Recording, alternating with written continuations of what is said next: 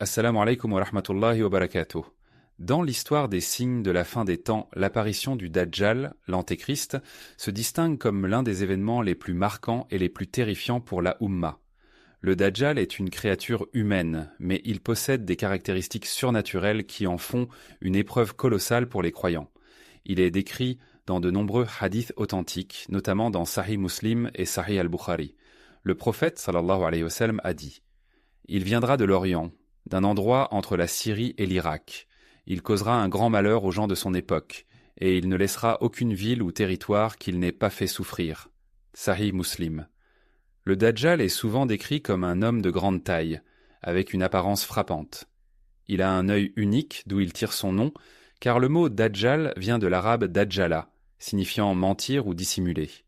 Ce détail symbolise sa capacité à tromper les masses et à masquer la vérité. Le prophète sallallahu alayhi wa sallam a précisé que l'œil du Dajjal serait défectueux tout en étant visible et terrifiant. Dans son œil droit sera comme une raisin flottant, tandis que l'autre œil sera comme une perle noire, défectueuse. Sahih Muslim.